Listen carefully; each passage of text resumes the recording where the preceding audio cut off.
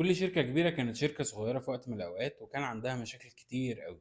يعني عندك مثلا دومينوز بيتزا كان عندها مشاكل كتير أوي في فترة من الفترات بسبب طعم البيتزا نفسه. شركة فيديكس كانت برضو عندها مشاكل كتير أوي بسبب موضوع الشحنات. الناس دي استخدمت 6 سيجما بالشكل الحقيقي اللي يخليهم يتطوروا ويبقوا من أحد الشركات العملاقة في العالم دلوقتي. مثلا دومينوز قررت وقتها إن هما يطلعوا ويقولوا إحنا منتجنا سيء، كنوع من أنواع شجاعة الاعتراف قدام الناس إن هما فعلا عندهم مشكلة وهيحاولوا يحلوها. كانوا وقتها عملوا كامبين كبيرة أوي كان اسمها بيتزا تيرن أراوند. الفكرة بس إن هُم مش غيّروا الوصفة بتاعة البيتزا، هُم استخدموا 6 سيجما عشان يحلّلوا كل نقطة عندهم، من أول درجة حرارة الفرن، سمك العجينة نفسها، كمية الجبنة اللي بيحطوها بالجرام.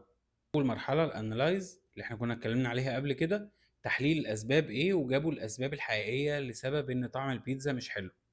عملوا تاني مرحلة improve وهي إن هم حطوا وصفة جديدة.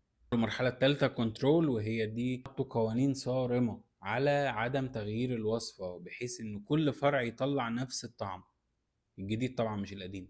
كده هم حولوا أكبر مشكلة عندهم وأكبر مشكلة مع العملاء لقصة نجاح قوية جدا وصادقة مع العملاء بتوعهم. بالنسبة بقى لفيديكس كانوا بيتعاملوا مع الوقت بشكل صارم جدا، ثانية الواحدة في سمعة هتضيع.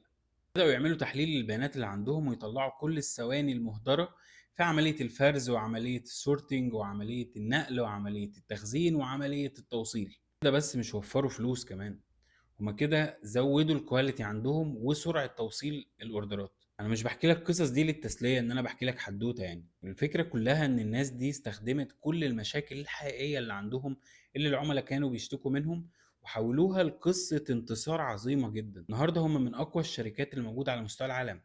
النجاح مش حكر لحد، مفيش حد يقدر يحتكر فكرة النجاح. النجاح عايز ان انت تاخد بالاسباب الحقيقية الموجودة. اشوفك الحلقة الجاية.